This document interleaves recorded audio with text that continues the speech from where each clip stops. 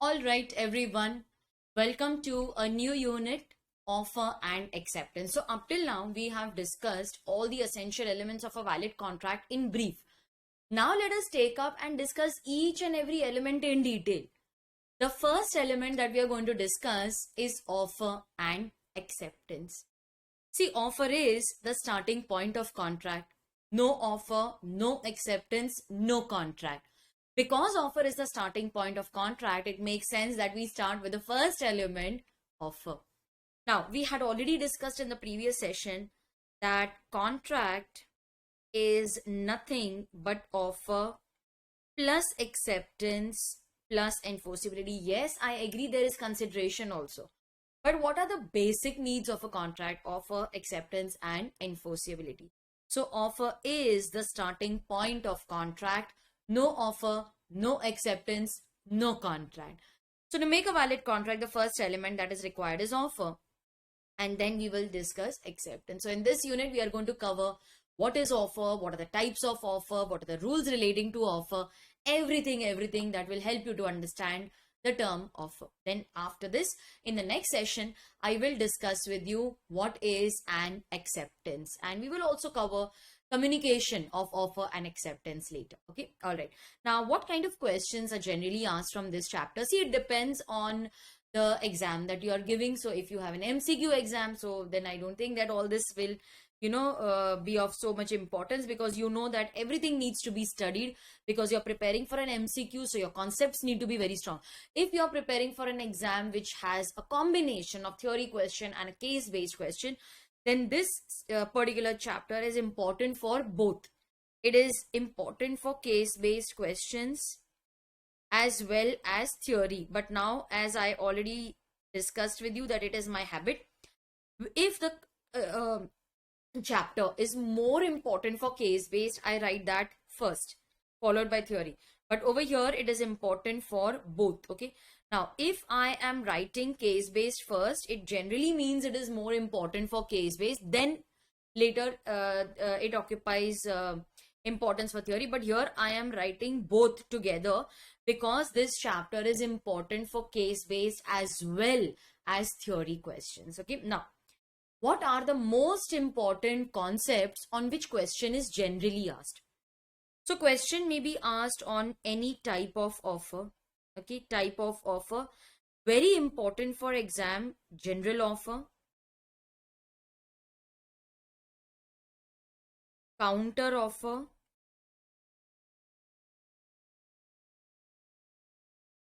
and not very important but can be asked, implied offer. Implied contract is important, which includes offer and acceptance. So that is why implied offer is important. Then yes, they may ask you a theory question on lapse of offer, rules of offer can also be asked as a theory question.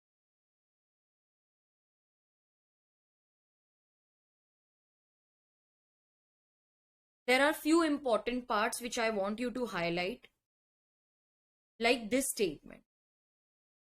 Mere expression of willingness is not offer. Offer must be communicated. So I want you to highlight this. We will be discussing it eventually. General offer I already highlighted is important. Counter offer is important. Implied offer.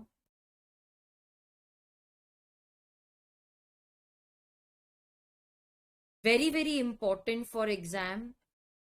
Offer must be distinguished for invitation to offer, from invitation to offer. Okay, so included over here, it can be asked as a case based question plus theory question. How is offer different from invitation to offer? Okay, so you need to know the difference. So offer and invitation to offer. Lapse is generally asked as a theory question. That's it. Okay. Acceptance we will be studying later, so I will highlight the type of questions when we study acceptance. So offer is the starting point of contract. Offer is also known as proposal. The person who gives the offer is the offerer or promiser, and the person to whom the offer is given is the offeree. Ma'am, promisee also. No, no, no. X offered to sell his house to Y for 50 lakhs.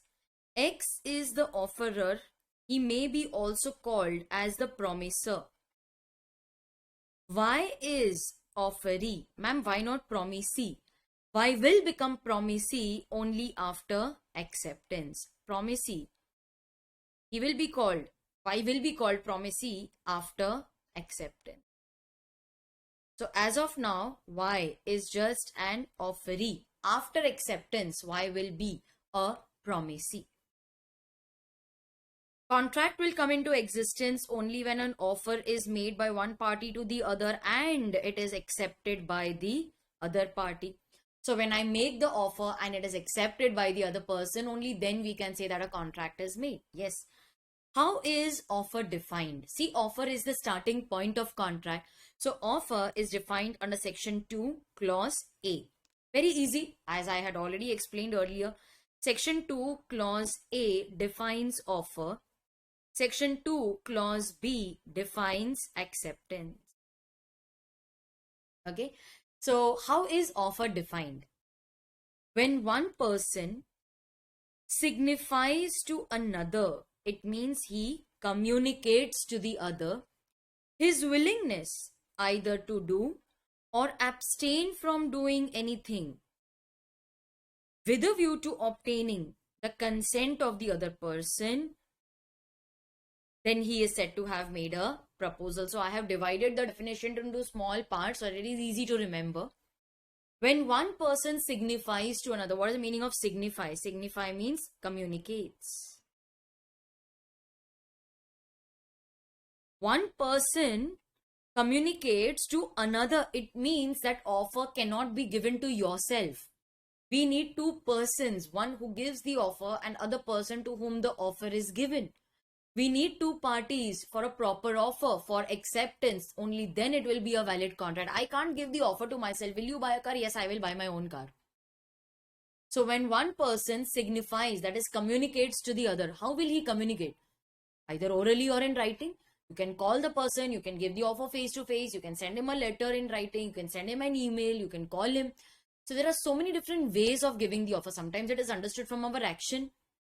So when one person communicates to another, what is he communicating? His final willingness. This is my final wish. It is my final desire. Either to do something positive. Abstain. Abstain means not to do something.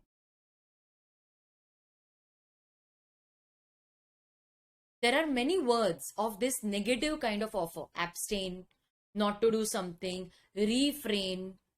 Okay, so these are different words that show that person is ready not to do something. Forbearance, that is also the negative word. So when one person expresses his final willingness either to do something positive, not to do something, that's a negative aspect of offer. Why are we giving the offer? Not to pass time, but we want the other person to accept it. We want the consent of the other person. Only then it is said to be a valid offer. It is said to be a valid proposal. Now let us read it again. When one person signifies to another, when one person communicates to the other, his willingness either to do something or not to do something with the aim of obtaining the consent of the other person, he is said to have made a proposal. Now let us discuss what is the meaning of a positive offer. Do you want to buy this pen? Do you want to buy a remote? Yes, this is a positive offer to do something. Abstain means not to do something. That is the negative aspect of offer. Now let's say, for example, a father wants to get his daughter married.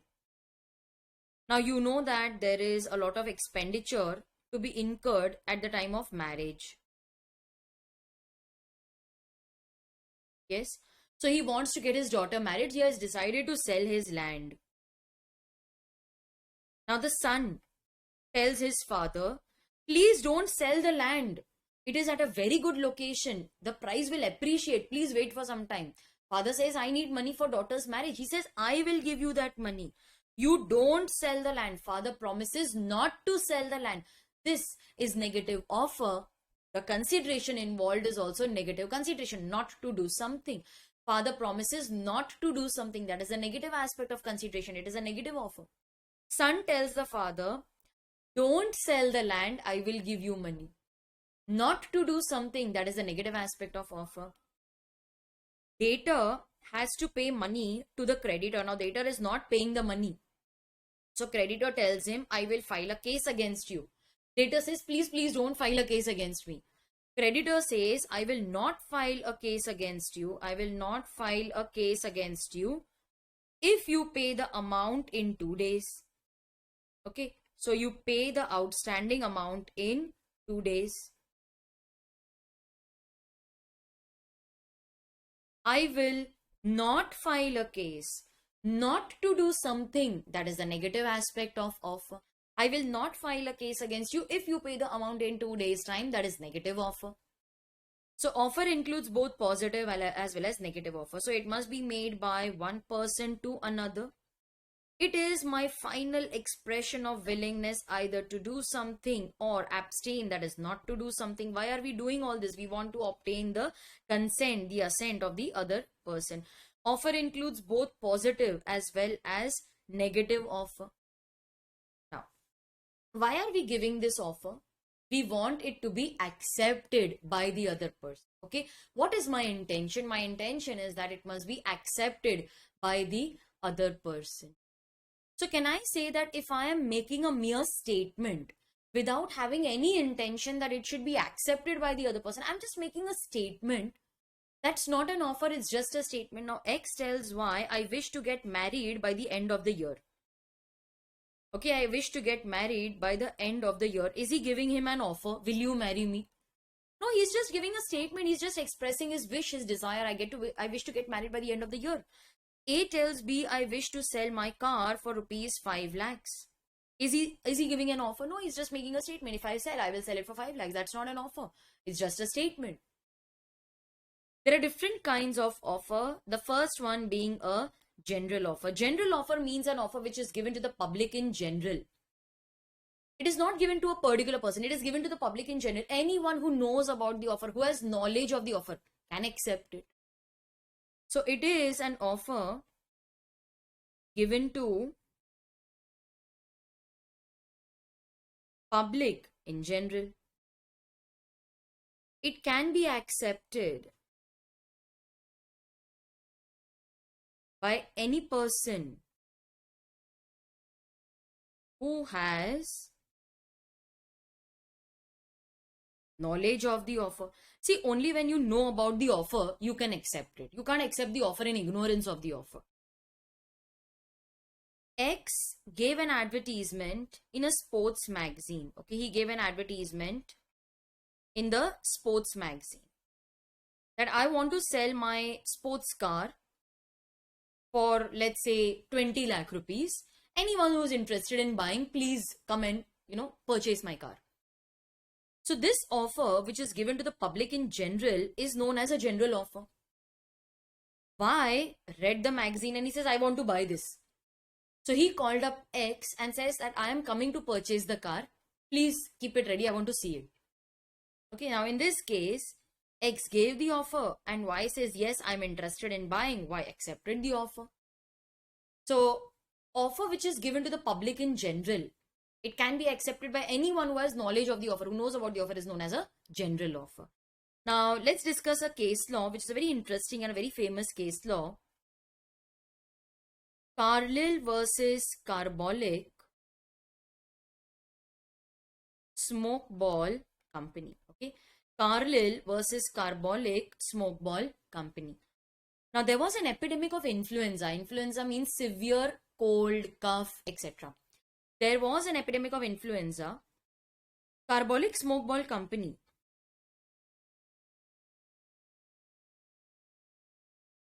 came up with a product, smoke ball. They said, use our smoke ball 3 times a day for 2 weeks and you will not contract influenza. Now, what is a smoke ball? It's a rubber ball filled with phenol or carbolic acid, and there is a tube attached to it. When you insert the tube in the nose of the person and you press the ball, the fumes start releasing and they will go into the nose of the person. The nose will start running profusely, thus flushing out the influenza virus. So he said, use my smoke ball 3 times a day for 2 weeks and you will not contract influenza. If you do contract influenza, we will give you a reward of £100. We are not lying. We have already deposited £1,000 in Alliance Bank. We are not lying. We have intention to pay. Now, Mrs. Carlyle, she read the advertisement. She purchased and she used the product as per the printed instruction, but she still contracted influenza. So she claimed her reward of £100. But the company refused to pay. They said, we are not ready to believe that you contracted influenza. You must have not used it properly. Come to our office 3 times a day for 2 weeks. Use it in front of our secretary. If you still contract influenza, then we will believe you. So she filed a case. She got angry. She said, but I have used it as per the printed instructions and I have still contracted influenza. So you need to pay me the reward. She filed a case. What do you think, students? Would she have won the case or lost the case? If we need to file a case, you need to show that there is a contract.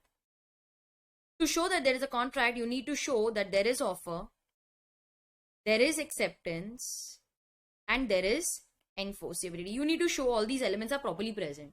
Is there offer? Yes, they gave an advertisement in the newspaper. It's a general offer. Is there acceptance? Yes, she purchased the product. She used it as per the printed instructions. Her actions show acceptance. There is implied acceptance.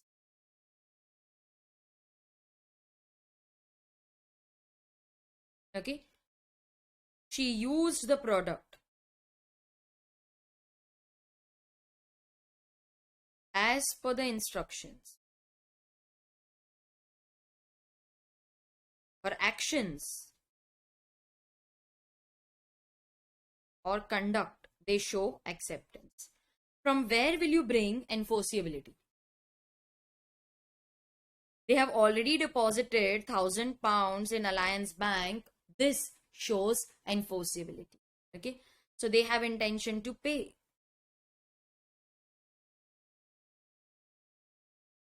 They have intention to pay. They have already deposited £1,000 in Alliance Bank. They will pay. That is intention. All 3 elements are present. It's a valid contract. She can file a case. But what if she is lying? What if, she has not used the product as per the printed instructions? What if she is lying? See, law says that if Smokeball Company refuses to settle the claim on the grounds that every person is lying, it means they never had the intention to pay in the first place. Their intention was that let's induce people to buy the product. We will show them a carrot. We will show them the reward. Let them buy the product. We will never ever settle their claim. It means your only intention was to increase your sales. We can't allow you to take advantage of the public. If you have promised, you will have to pay. The customer is not required to show whether he or she has used the product properly or not. So that was Carlyle versus Carbolic Smokeball Company. Then what is a specific offer? Specific offer is an offer which is made to a specific person and it can be accepted by that person only. Now X gave an offer to Y in a crowd. Okay, he gave an offer to Y in a crowd. What kind of offer is this? This is a specific offer because it can be it is made to Y only, although it is in a crowd, but it is made to Y and it can be accepted by Y only. This is a specific offer. Let us discuss what is a cross offer. Now, have you ever experienced this? You wanted to go for a movie, so you called your friend. Arey, let's go for a movie. And he's like, oh my God, what telepathy. I have just messaged you that everybody's planning to go for a movie. Are you interested? Oh my God, this is amazing. And you all are so happy. Now, what is happening in this case? You offered to go for a movie with your friend.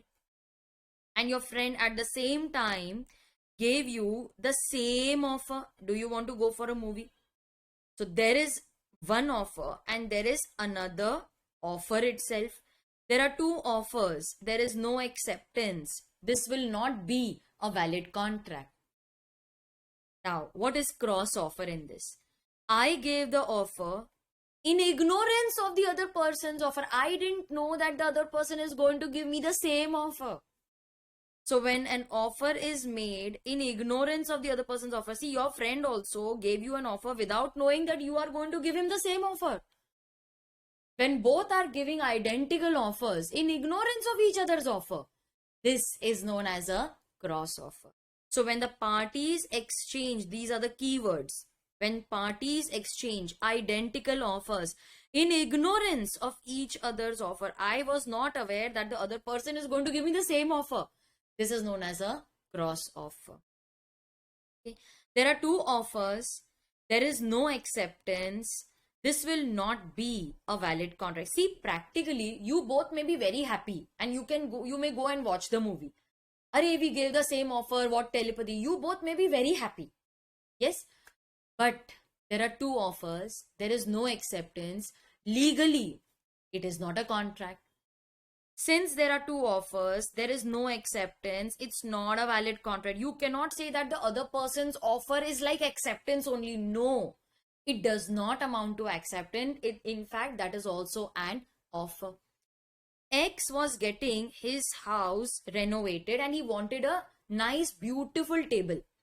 So he wrote a letter to his friend saying that I want to buy a table. You are a dealer in tables. Do you have a beautiful table for me? At the same time, his friend got a beautiful handcrafted table from a supplier and he wrote a letter to X that you are a collector. Are you interested in buying that table? Both these letters cross each other. They are known as cross offer. Both are writing the same thing. Do you have a table to sell? He's like, are you interested in buying a table? Total filmy situation.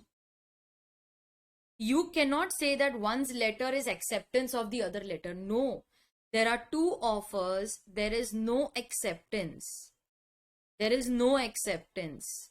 These letters are known as cross offers. Okay, these offers are cross offers. Practically and theoretically, legally, position will be different. What is counter offer? Have you ever gone to buy vegetables? You went to the vegetable vendor and you says, how much are these tomatoes for? He said 100 rupees. 100 rupees? Very expensive. That person is giving for 80 rupees. Will you give it for 80 rupees? He says, no, I will not give it for 80 rupees. Or he may agree to give it for 80 rupees. Now, what is happening in this case? You asked the shopkeeper how much these tomatoes are.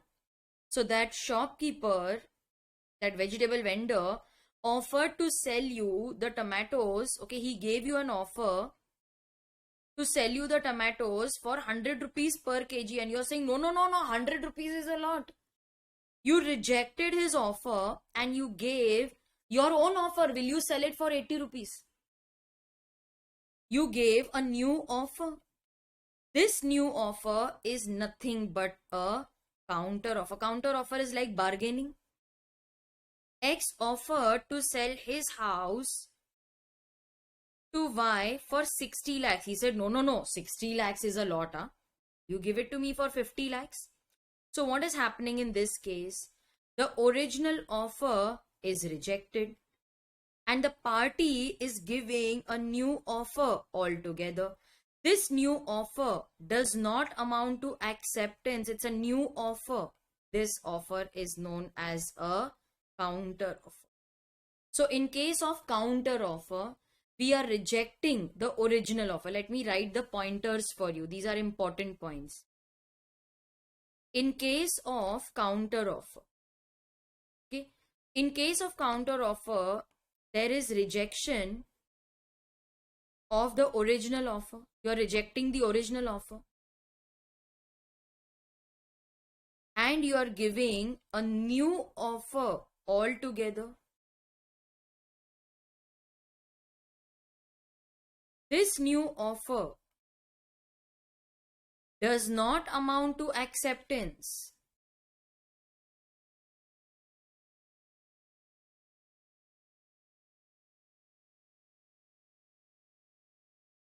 It's a new offer altogether.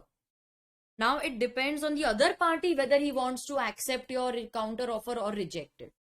Now the other party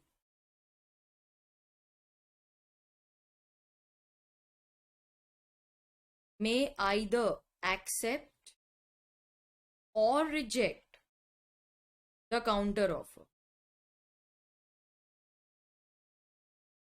So X offered to sell his flat to Y for rupees 50 lakhs. Y saying no, 60 lakhs. Y saying no, 60 lakhs is a lot. I am ready to buy it for 50 lakhs. Now what have you done? You have rejected the original offer.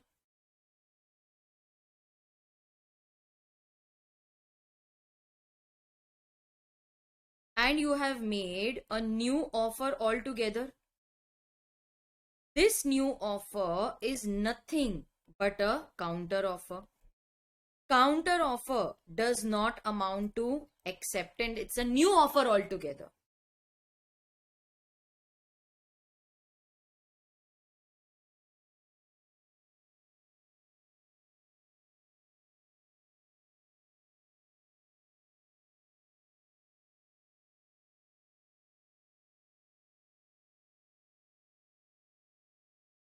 Now this counter offer may be either accepted or rejected by X.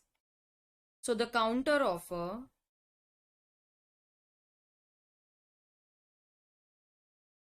may be either accepted or rejected by X. So it depends on X. Alright, now this is very important for exam. That is why I have taken so much effort in writing this. You also copy it in your notebook. Now, counter offer is a new offer altogether, which may be either accepted or rejected by the other party. Law says that acceptance must be a mirror image of offer. Offer must be accepted as it is without any variation, modification, changes. What have you done? You have not accepted the offer as it is. You have made certain modification, variation, changes, alteration, reservation. This is a counter offer. Counter offer does not amount to acceptance. So law requires that offer must be accepted as it is without any modification, variation or change. If there is some modification, variation in the terms of the offer, this is a counter offer, and counter offer does not amount to acceptance. It's a new offer altogether. Counter offer automatically rejects the original offer. Law wants that offer must be accepted as it is. If there is any alteration, modification or variation made in the terms of the original offer, that is a counter offer, and counter offer does not amount to acceptance. Then what is a standing open or continuing offer? We will understand this only with the help of examples. So I would like to discuss the example with you. Let's take an example. Now, A is a construction company. Okay, A Limited is a construction company. They are in need of cement bags to construct a flyover. Now this flyover will take 2 years to complete, and for that they need 10 lakh cement bags. So they have invited tenders from various suppliers of cement. X, Y, Z, P, Q, R, they have all given their offer that this is the price at which we are ready to buy. But Z offered to, this is the price that we are ready to supply cement. But Z's offer was the lowest one. He was ready to supply cement at the lowest price. So we selected his offer. Now before I proceed, can you tell me, in this case, has A Limited given an offer or have they invited offers from the other person? They have invited offers. So this is nothing but an invitation to offer. Okay. So can I say that A Limited has invited offers? There is invitation to offer.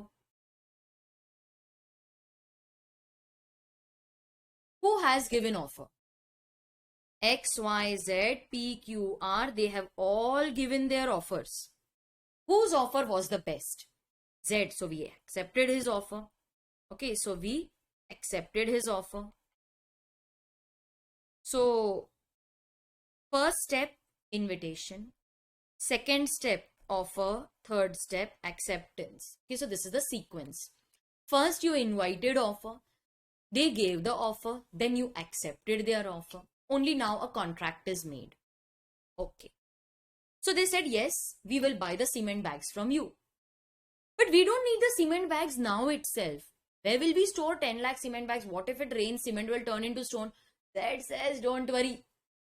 This is an open offer. You let me know whenever you require the bags, I will supply them.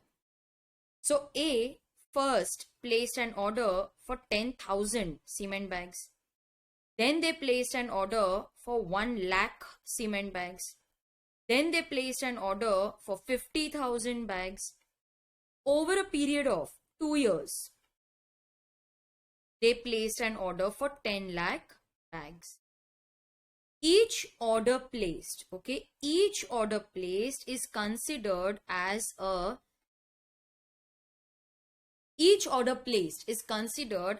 acceptance of the open offer of Z. Each order placed is acceptance. Each order placed is a separate contract.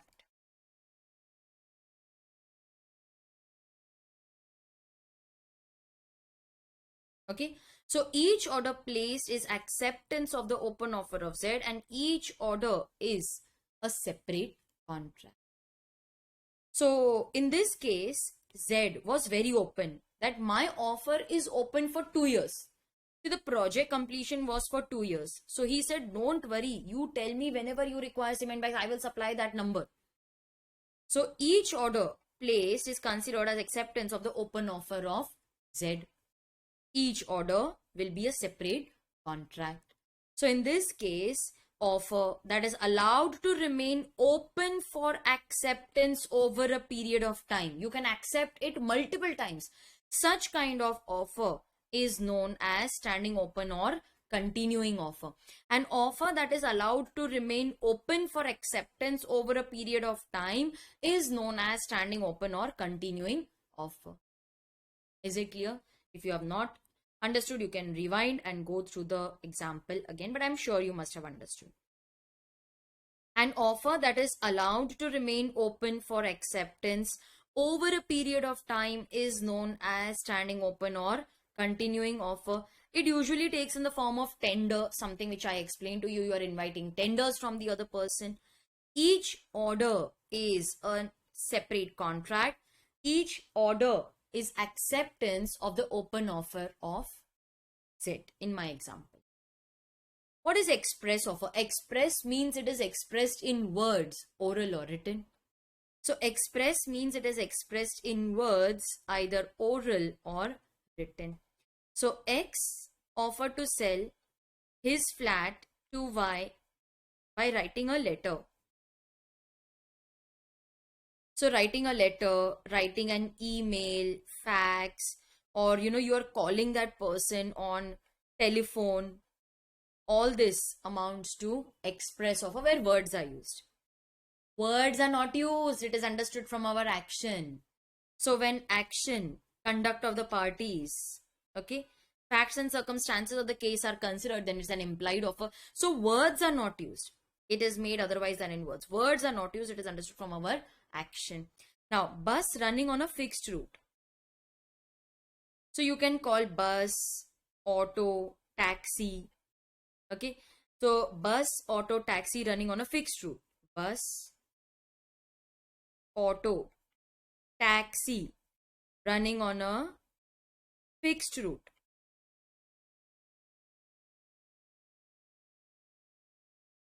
Is an implied offer. We board the bus, that is implied acceptance. Auction. Bidding. Okay, bidding at an auction is implied offer that I want to buy. Striking of hammer is acceptance. So this is implied offer. Yes, you can also say, ma'am, is it tacit? Tacit is a type of implied offer only. No, tacit, there is no separate classification as tacit. So this is implied offer. Okay. Next, let us discuss the rules of offer. The first rule is that offer must be capable of creating legal relationship. Now, X offered to sell his house, his flat to Y for rupees 50 lakhs. Is this a valid offer? Yes, because there is an intention to create legal relation. It's a business. Yes, it's a business or commercial transaction. This will be a valid offer. X invited Y for dinner. Y accepted. Will this be a valid offer? This is not a valid offer because we never had the intention to create legal relation. This is just a social agreement. So your offer must be such that it intends to create legal relationship. Offer must be communicated. See, only when the other person comes to know about the offer, he can accept it. No offer, no acceptance, no contract. You cannot accept in ignorance of a contract. Now, the other day I was walking on the road and my neighbor called me and said, "Arey, listen, I will buy your flat." I was left wondering, when did I give him an offer? No offer, no acceptance, no contract. You cannot accept an offer in ignorance of the offer. Offer cannot be accepted until it is communicated to the offeree. In other words, offeree can accept the offer only when he knows about the offer. Only when you know about it, you can accept it. Acceptance of offer in ignorance of offer, that is not acceptance at all. And there is a very beautiful case law over here. Lalman Shukla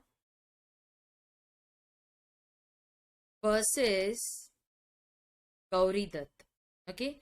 Lalman Shukla versus Gauri Dutt. Let's go through the facts of the case. So we have Lalman Shukla versus Gauri Dutt.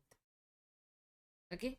Now, Gauri Dutt's nephew went missing.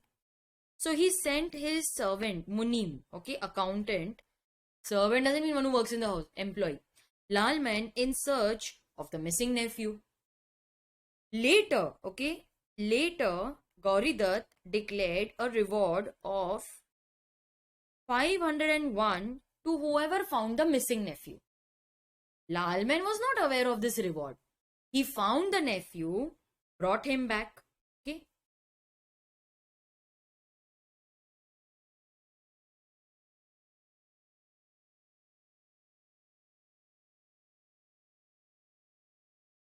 Then he came to know that Gauri Dutt had announced a reward to whoever found the missing nephew.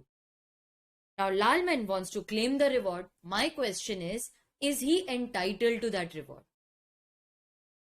Now when we had sent Lalman in search of the missing nephew, was he aware of the reward? He was not aware of the offer for this reward. So when he is not aware of the offer, how can you accept it? Yes.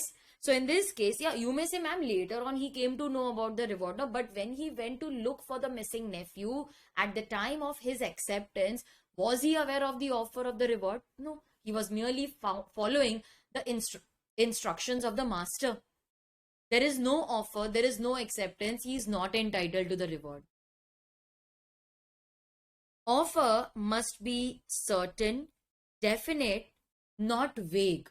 Now, this is the same example which we had discussed earlier. X is a dealer in different kinds of oil. Okay, he deals in different kinds of oil like coconut oil, sesame oil, olive oil, etc. He offers to sell 100 liters of oil at 100 rupees per liter. Is this a valid offer? No, this is not a valid offer because the kind of oil is not specified. Yes, the kind of oil is not specified. This is not a valid offer. Offer must be clear. It must be definite. It must not be vague. It must not be clear. It must not be ambiguous. Yes. So if the terms are ambiguous means if they are vague or unclear, they are confusing, then it will not be a valid offer and it cannot create a valid contract. Offer may, however, be conditional. Like you must have seen, no, flat 50% off and in very small letters they put an asterisk and terms and conditions apply.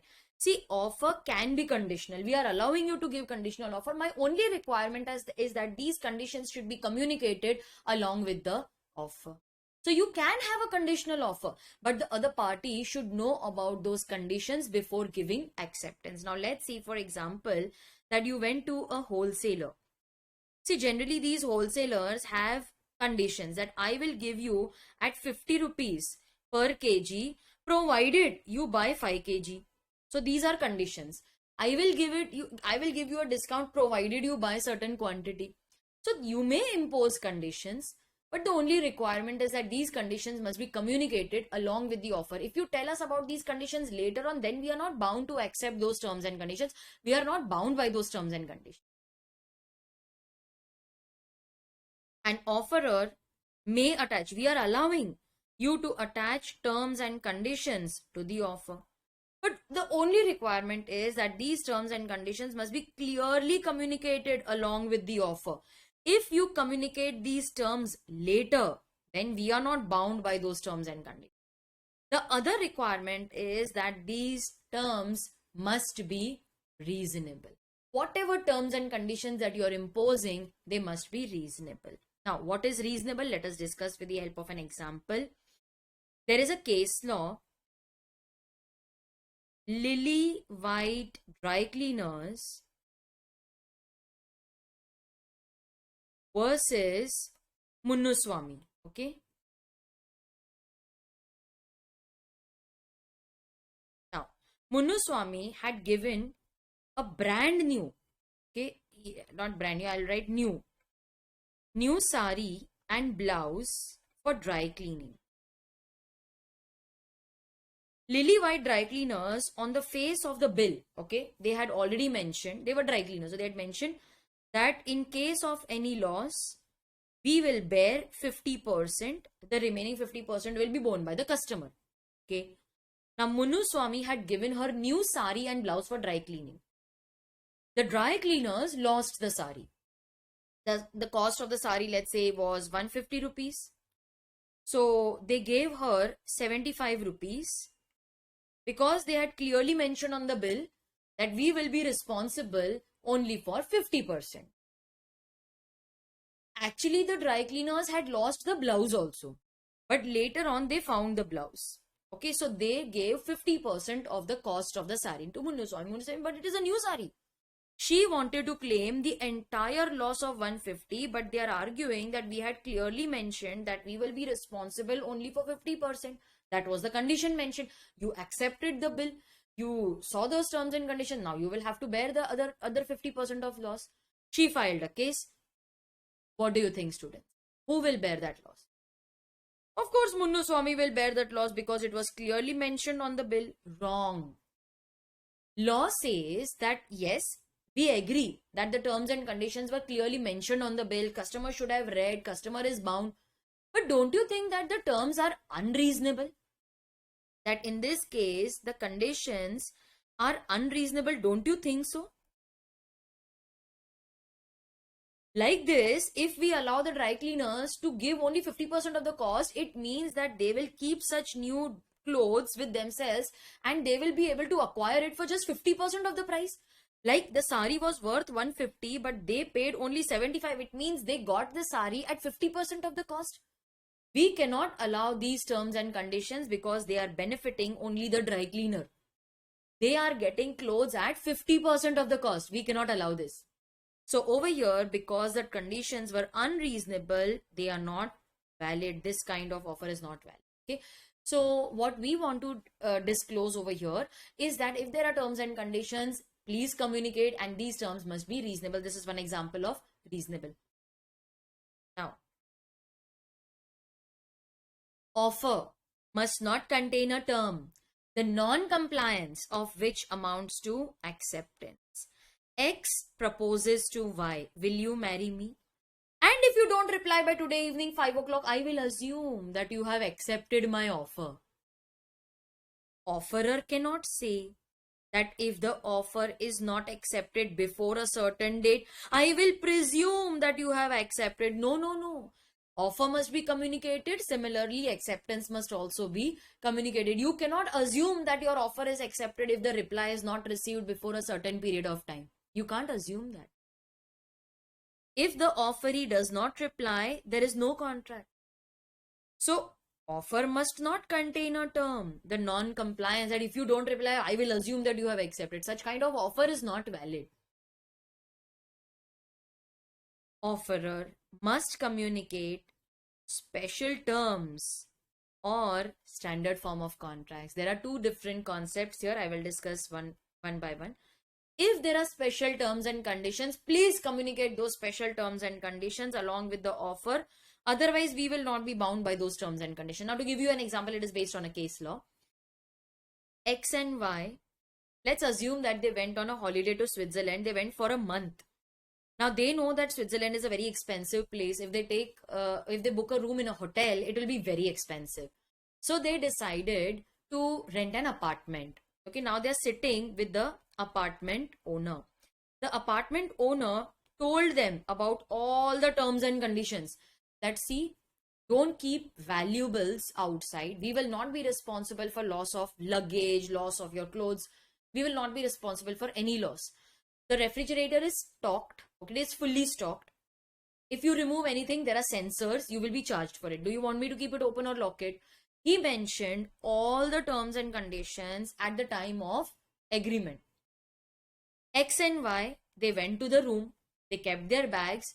She hung a very expensive coat on the rack and they went for sightseeing. When they returned back, they saw that the coat was missing. Who will be responsible for the loss? X and Y or apartment owner? X and Y will be liable. Why? Because all the terms and conditions were properly communicated. A variation. Apartment owner did not communicate any terms and conditions. He simply pasted the terms and conditions in one corner of the wall and he didn't even ask them to go and read those terms and conditions. Apartment owner did not tell them anything at the time of contract. He just simply pasted the terms and conditions in one corner of the room. So X and Y, they went to the room. They kept their bags, kept the coat, went out for sightseeing. After they returned, they saw that the coat was missing. Who will bear the loss? In this case, the apartment owner will bear the loss. See, although the terms and conditions were in the room, but did you at least inform them to go and read those terms and conditions? Apartment owner will be responsible. Apartment owner will be liable for any loss. Okay. So see, there may be terms and conditions, but please communicate those special terms and conditions. Special terms must be communicated to the offeree either before or along with the offer, not afterwards. If they are not communicated or they are subsequently communicated, that is after we enter into a contract, offeree is not bound by those terms and conditions. The next part is standard form of contract. Have you ever gone to open a bank account? See, when you go to the bank, you tell them that I want to open a bank account. They will give you a form. Now, they are not going to make the form specially for you. It's pre-printed. If you go, your friend goes, your relative goes, if I go, they will give the same form for account opening. This is nothing but a standard form of contract. It is a standard form of contract. It is applicable for everyone. It is same for everyone. Take it or leave it. Okay, it is take it or leave it. You don't have an option. See, whenever we think of a contract, we generally think that it is going to be customized. Parties are going to deliberate upon the terms and conditions. But here it is not so. Either take it or leave it. These are the standard terms of the contract. So shipping, airline, insurance, they are all standard form of contracts. The terms and conditions are the same for all. Either take it or leave it. So in these special terms and conditions, if there are certain conditions, please bring it to the notice of the customer. So either print it on the front of the bill or write please turn over, see reverse. These are in fine print. You have to communicate, like in case of mutual funds. Yes, mutual funds are subject to market risk. Please read the offer document carefully before investing. Why is this informed to the customers? because we know that there is some risk associated with it, and we want to inform that please read the offer document carefully before investing. So if there are certain terms, like in case of insurance, railways, shipping, banking, hotel, dry cleaning, they must be brought to the notice of the general public. Now, what if those terms and conditions are printed in a language which the offeree does not understand? Like if they are printed in a language which you are not aware, like I don't understand Kannada, Tamil, Malayalam, I don't understand that. Terms and conditions are printed in the local language. It is my duty to ask for a translation. If I don't ask for a translation, offerer will assume that I have understood those terms and conditions and I have accepted them. The duty is of the offerer. It is the duty of the offerer to ask for, so it is the duty of the offeree to ask for a translation of the offer before acceptance. Okay, it is the duty of the offeree. If he does not ask, then we will assume that he has understood those terms and conditions and he will be bound by them. Very, very important for exam. Offer must be distinguished from invitation to offer. Now, if I ask you, okay, do you want to buy this pen for 5,000 rupees? You can either accept or reject it immediately. It's an offer.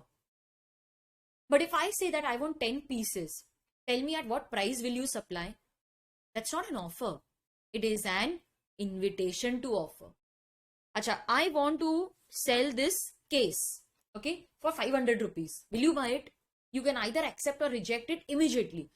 But if I say that I want 100 pieces in this, tell me at what price will you supply? I am inviting the offer from the other person. It is an invitation to offer. Many students get confused between offer and invitation to offer. See students, it is very clear. There is no scope for confusion. Okay. Now, what is an offer? Offer is very definite. It can be either accepted or rejected immediately. Okay. It's a very definite, clear offer. It can be either accepted. Do you want to buy this pen? Yes or no. But invitation to offer, it comes before a definite offer. In fact, it is inviting offers.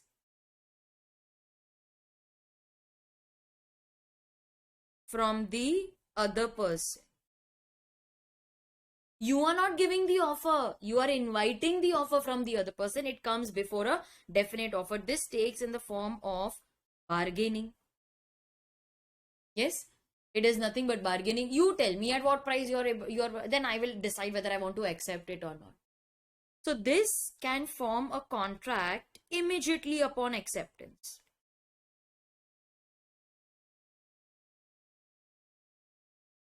But here we are expecting something from the other party. Okay, this does not form a contract immediately.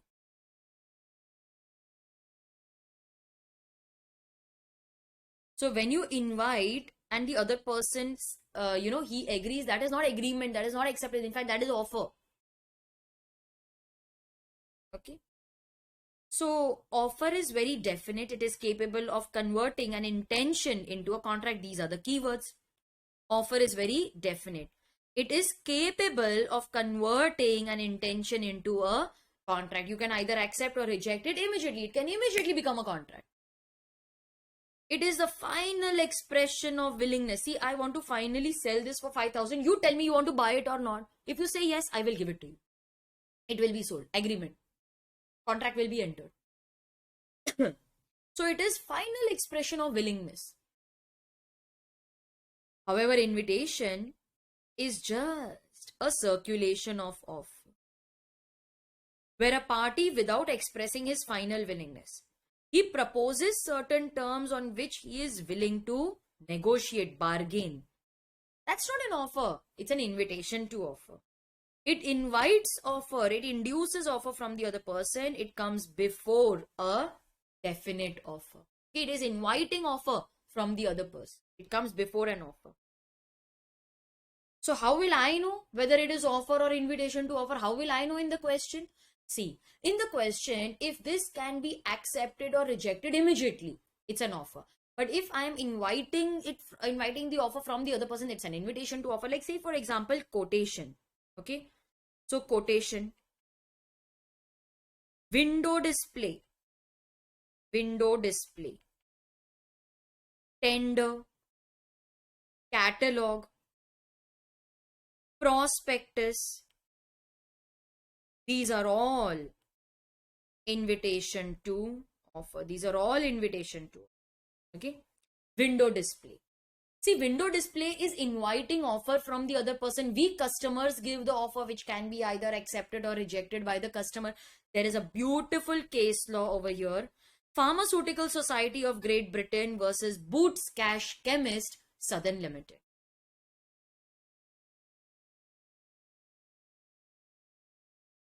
Pharmaceutical Society of Great Britain versus Boots Cash Chemist, Southern Limited. Now, Boots had started a self-service system in their medical store, okay, where shoppers would come, they would pick the medicines of their choice and put it in the basket, okay. So the customers were allowed to pick the medicines, put it in the basket, and then pay it at the cash counter.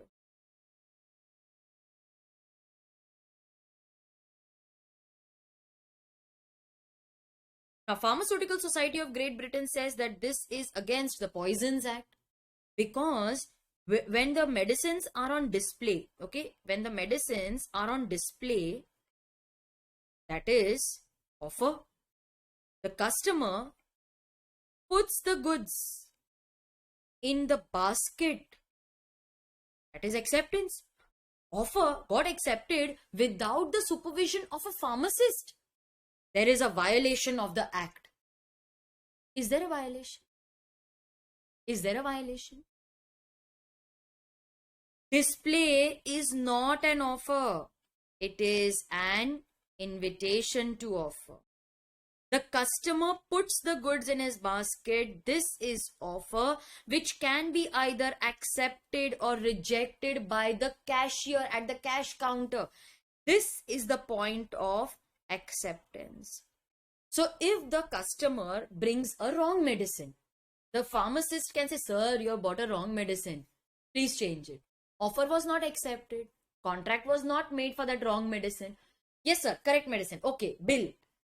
Contract is made in the supervision of a pharmacist. There's no violation of the act. So display is just an invitation to offer. Customer gives the offer which can be either accepted or rejected by the cashier. We can't compel him to sell. We can't tell him that, no, Arey, you put it on display. I'm ready to buy it at the price tag. No.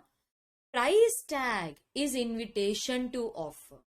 The customer gives the offer which can be accepted or rejected by the cashier. You can't compel him to sell. You can't tell him, Arey, I'm ready to buy it now for 5,000. This is what you have displayed. It is my wish.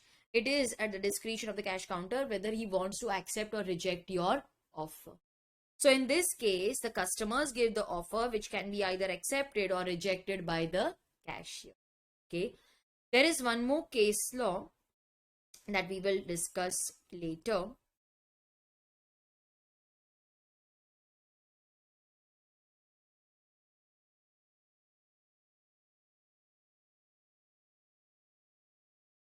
So if the person intends to be bound by it immediately, then that is offer. But if you are expecting some further act, then that is that is invitation to offer. Okay, that is invitation to. Harvey versus Facey. Dekho.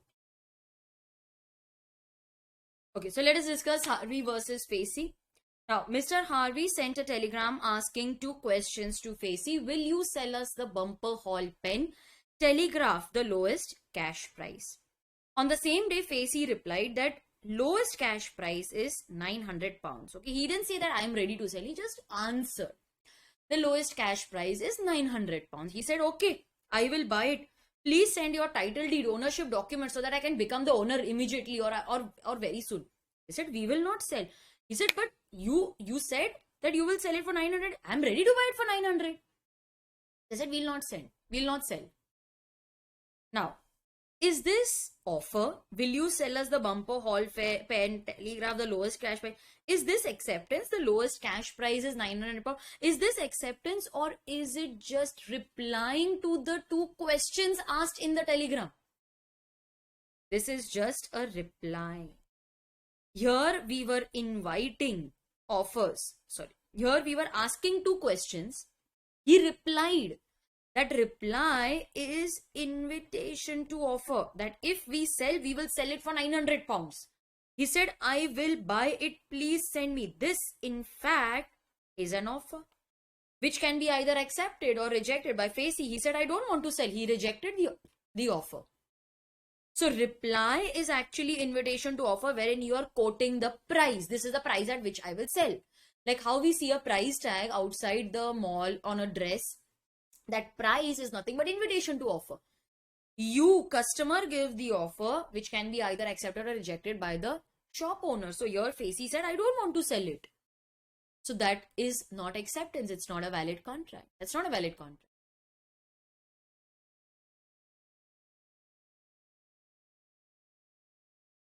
So please memorize all this. If a question is asked, you need to write these points only. Don't be confused, ma'am, what we are expected to write. This is what you are expected to write. Offer may be expressed, offer may be implied, it may be general or specific.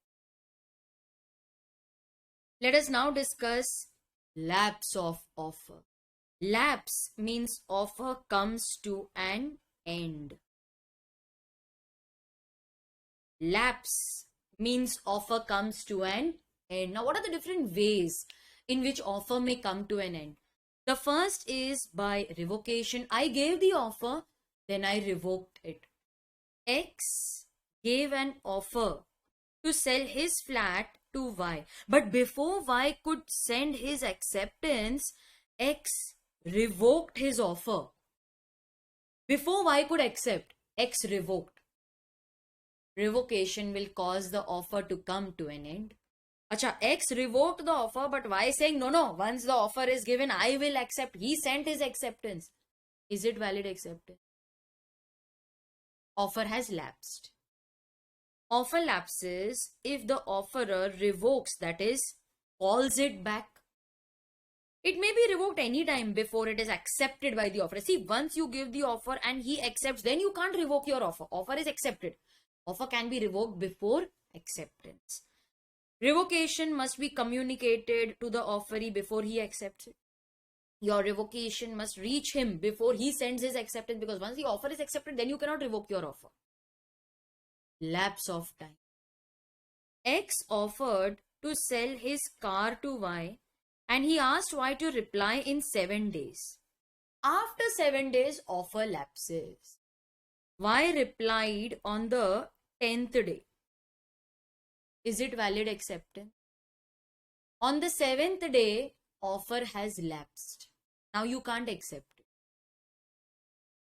X offered to buy shares in a company. Okay, so he made an application. X made an application to buy shares. He made an application to buy shares in a company. The company allotted the shares after 8 months. Oh my God. I made an application in the month of January. They gave the allotment in August after 8 months.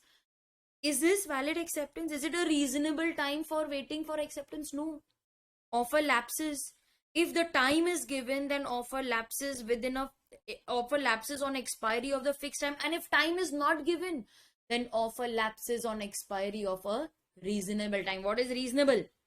That is nowhere defined in law. It depends on the facts and circumstances of the case. So every case will need to be analyzed to determine whether it is a reasonable time or not. So what is reasonable depends on case to case basis. It depends on facts and circumstances of the case. It can be different for different cases. Death or insanity of offerer or offeree before accepting. Now, X offered to sell his house to Y for 25 lakhs. He gave the offer and then he died. Y knows about the death. Offer lapses because he will not accept it.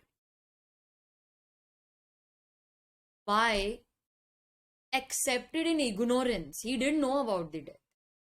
He accepted without knowing about death. Then this is valid acceptance. But ma'am, X has died. If you're saying it is valid acceptance, it's a valid contract, who will give the house because X has died? His legal representative will perform the contract. Legal representative can include your legal heir, your lawyer. Legal representative will perform. Legal representative will perform contract on behalf of. Acha, listen. X gave the offer. Offeree died before acceptance. Then the offer lapses. Offer lapses. Failure to accept. You can pause the video anytime to make notes. Huh? I will always advise you to write everything in your textbook. Don't leave it blank. Pause and copy all this.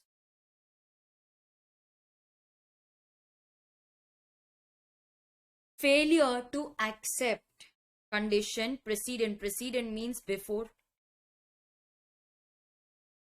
X offered to sell a television set to Y for rupees 25,000. But he said that Y, you need to pay 5,000 at the time of acceptance. Now Y gave his acceptance, but he did not give 5,000. Offer lapses. You have given your acceptance, but without fulfilling the conditions of the offer. Offer lapses. Offer lapse. Counter offer. X offered to sell his house to Y for 60 lakhs. Y is saying, no, 60 lakhs is a lot. Tell me if you're ready to sell at 50 lakhs. So this offer is rejected. This offer lapses. And a new offer is made altogether. This is nothing but a counter offer. Counter offer does not amount to acceptance. It's a new offer altogether. So when the original offer is rejected, offer lapses. Not accepting it in the mode prescribed. Okay, let's write something. We will use this in acceptance also. X offered to sell his motorbike to Y. And he told Y to reply by courier only. Okay, he said reply by courier only. Now, if Y sends courier, very good. There's no problem at all. You are replying in the mode prescribed. Very good. Offer is accepted. It's a valid contract.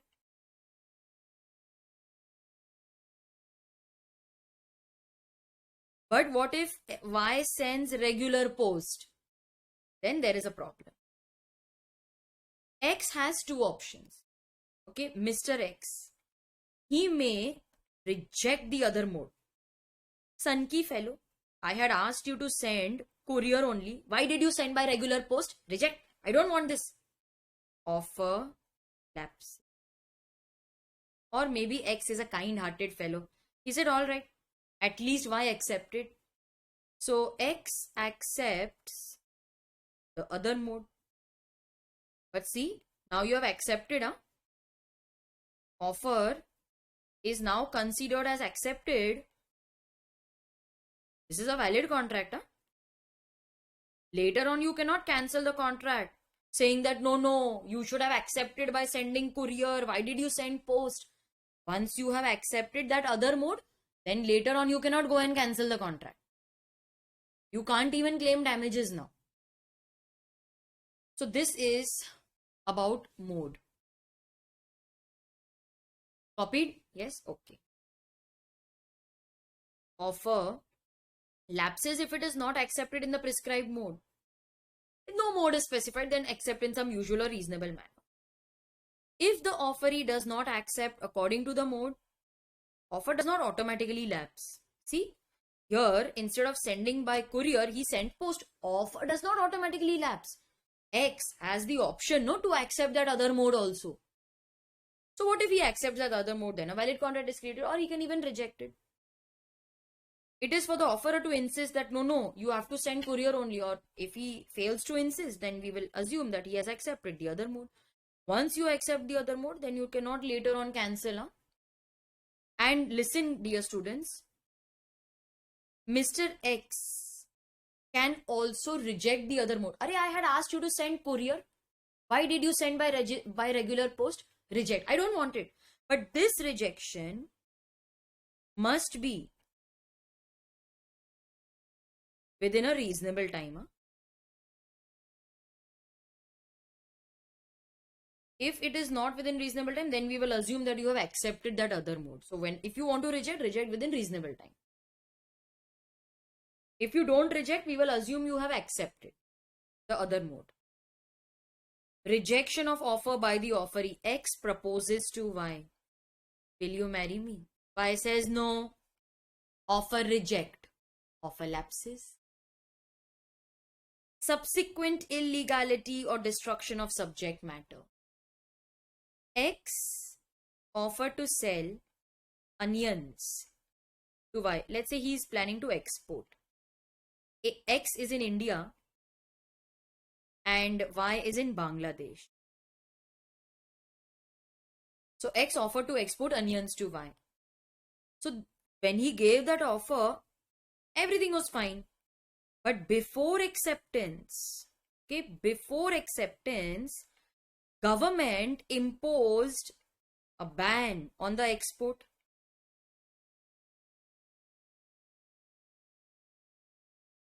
Now, can Y accept it? No. Y can't accept, na? Offer lapses. I know what you're thinking.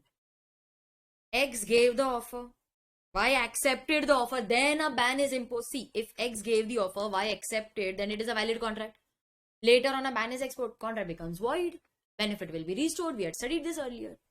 But we are not talking about that. Acha. This is about illegality. Now, let us discuss about destruction.